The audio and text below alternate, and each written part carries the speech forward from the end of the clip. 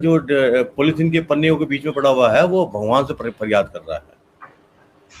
जो आसानी से जो गली दल पन्नियां है वो आसानी से गलती भी नहीं है, और वो पूरा कागज भगवान से प्रार्थना कर रहा है, आखिर वो दिन कब आएगा, आखिर वो दिन कब आएगा जब मैं चिपका दिए जाऊंगा एक विश्व प्रसिद्ध किताब में और युगों युगों तक पढ़ा जाऊंगा। अद्भुत।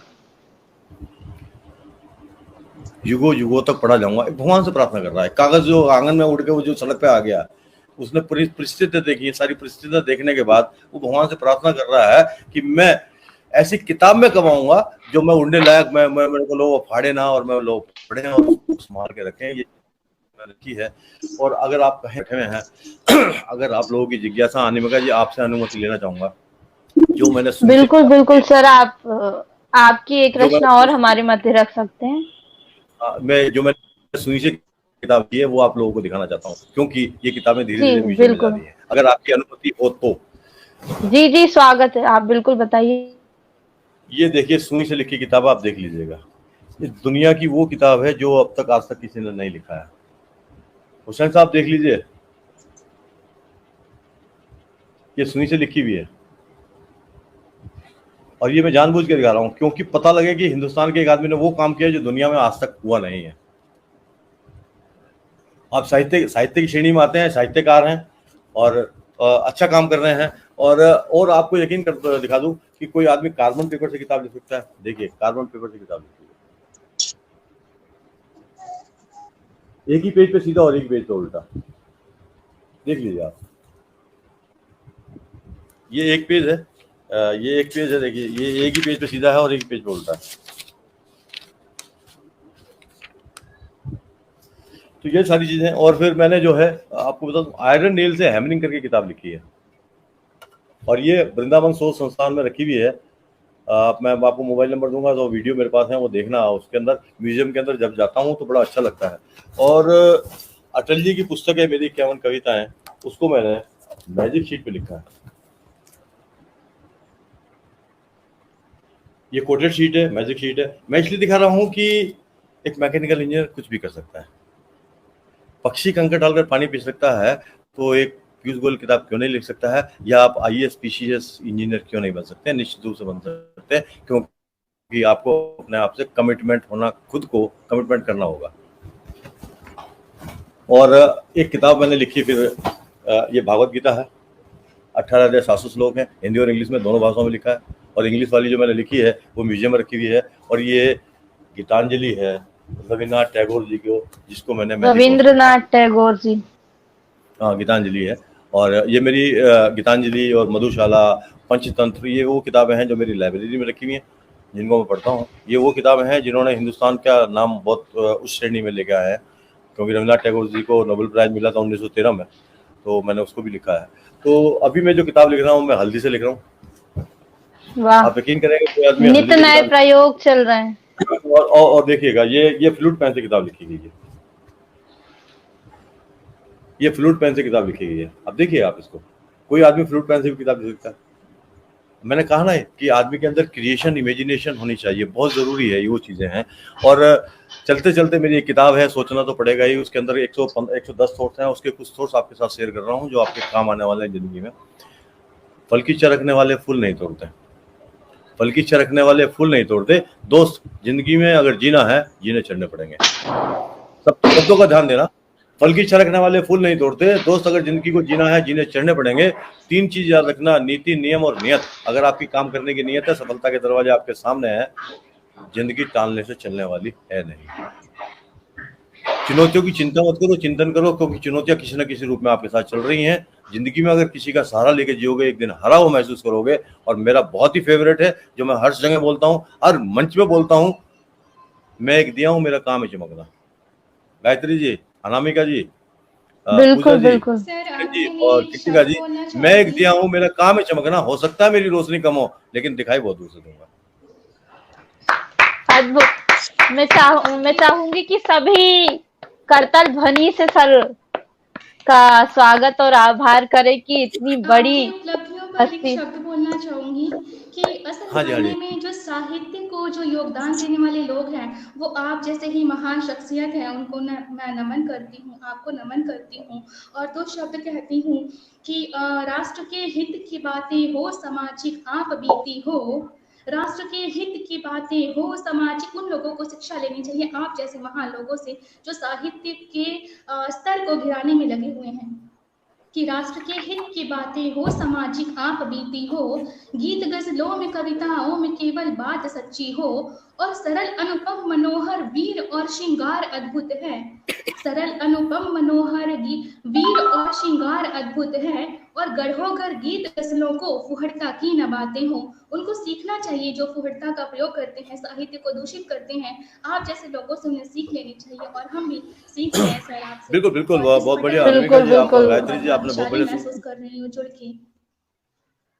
बहुत मोबाइल नंबर अच्छा मेरा आपने है, मैंने बोला। डाल दिया है। हाँ, बहुत बढ़िया, सुंदर बोलती हैं आप। तो आपका भविष्य मुझे गायत्री साहित्य के क्षेत्र में उज्ज्वल दिखाई दे रहा है, बहुत बढ़िया तरीके से दिखाई दे रहा है, बहुत निश्चित रूप से। शुक्रिया सर। वैसे तो कृतिका जी ने बढ़िया बढ़िया बोला है, और वो बिटिया जो है हमारी, जो है संकल्प, क्या नाम है, वो भी अच्छा है, पूजा उसके शब्दों में संकल्प जी।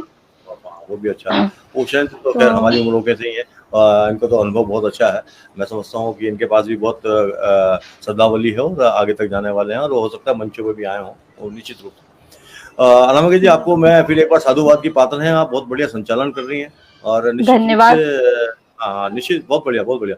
क्योंकि जो बहुत संचालन बहुत करता है धन्यवाद। उसके अंदर धैर्य होता है, और उसके अंदर शब्दों की जो वो जो शब्दों का होता है, जो जैसी चीज होती है ना, उसको वैसे रूप में प्रस्तुत करना, ये एक होस्ट करने वाले की कला होती है। जो उसको करता है वो नंबर 1 का होस्ट होता आइए हम हमारे कार्यक्रम को एक चरण आगे ले चलते हैं। हम पुनः हमारी चंचल सी गुंजन जी के पास पहुंचते हैं, जो बड़ा प्यारा अपना परिचय देती हैं। तो पुनः आपका स्वागत है गुंजन जी, आप शुक्रिया आए और इस मैम। पटल को पुनः सुशोभित करें।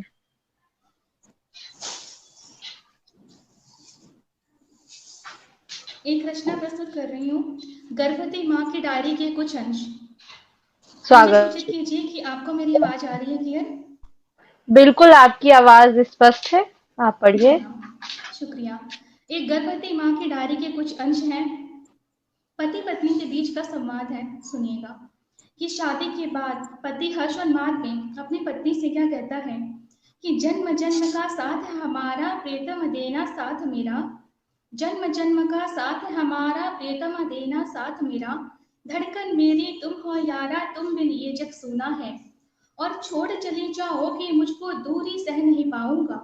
प्यार में लोग कितने वादे करते हैं देखिए, और अंत में साथ निभाने की बारी आती है तो क्या हश्र होता है। वही है इस कविता का अंतिम सेशन सार।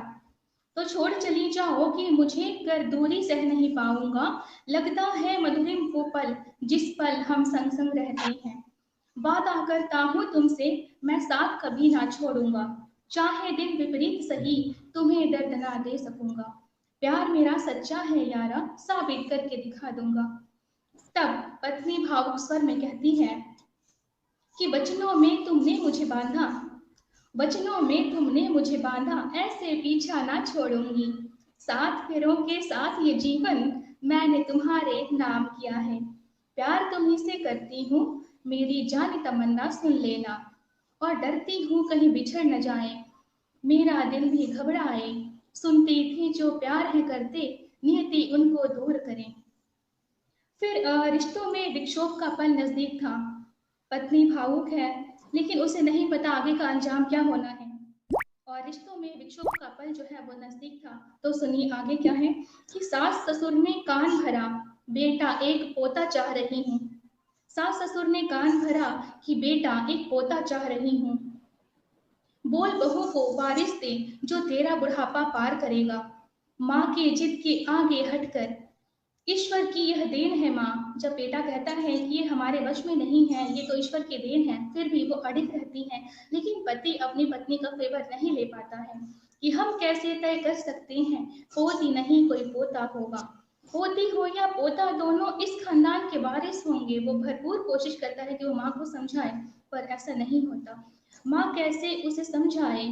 मंथरा चाल षड्यंत्र किया, माँ के हट के आगे बेटे की बुद्धि को बुद्धि में बदल गई, और शक के कारण पत्नी को घर से निकाल दिया। अंत में पत्नी आंखों में आंसू लिए कहती है कि औरत ही औरत की दुश्मन है। मैंने क्या कोई जुर्म किया है? मना किया था लिंग परीक्षण, अपनी कोख न करने दूंगी। डर था मुझे कहीं बिटिया होगी, कोख में उसको खतरा है। माँ अपने बच्चे पर आने वाली हर बाधा को, हर मुसीबत को भांप जाती है और उसे यही डर था कि मना किया ना लिंग परीक्षण, अपनी कोख का करने दूंगी। डर था मुझे कहीं बिटिया होगी, कोख में उसको खतरा होगा। और भांप लिया था सासू माँ का, व्यवहार नहीं कुछ अच्छा है। मैं ये नहीं कहती कि सभी सास एक जैसी होती हैं और ये भी नहीं कहती कि सभी सास अच्छी होती हैं। और वादे करते थे तुम मुझसे, हर बाधा में साथ खड़ा हूँ। वो अपने पति से कहती है कि वादे करते थे तुम मुझसे, हर बाधा में साथ खड़ा हूँ। माँ ने तुम्हारे कान भरे और मति तुम्हारी नष्ट हुई, तो देख लिया है प्यार तुम्हारा, कच्चे कानों के शख्स हो तुम। करूंगी खुद ही अकेली परवरिश। जब एक सिंगल पेरेंट होते हैं वो अपने बच्चों का पालन पोषण करते हैं तो बहुत मुश्किल दौर होता है उनके लिए, लेकिन जितनी कठिनाइयां आती हैं वो वैसे ही उन्हें पार करते हैं। और एक स्त्री के रूप में उनका जीवन कितना कठिन होता है कि देख लिया है प्यार तुम्हारा, कच्चे कानों के शख्स हो तुम। करूंगी खुद ही अकेली परवरिश, माँ हूँ कोई कसाई नहीं, और प्यार की खातिर कभी नहीं अपने बच्चे को मरने दूंगी। हर एक कष्ट उठाऊंगी पर उसको सबल बनाऊंगी। लड़का हो चाहे हो लड़की, दोनों मेरी आंखें हैं, और सच है नियति के कारण प्रीत ग्रहण अब दूर नहीं। ये प्रश्नावली था। शुक्रिया। बहुत ही गहन चिंतन से लिखी गई ये रचना, और क्या ही इस पर कमेंट करें। मुझे वो बहुत शुक्रिया मैम। दौर याद आया जब मैं कभी इस तरह की रचना लिखा करती थी। बेहद जरूरी, और जरूरी है, वाकई में जरूरी है इस तरह का चिंतन करना, और बहुत हद तक लोग इस मानसिकता से आगे बढ़ चुके हैं। बहुत बधाई देती हूँ आपको इतनी गहन और सारगर्भित रचना के लिए।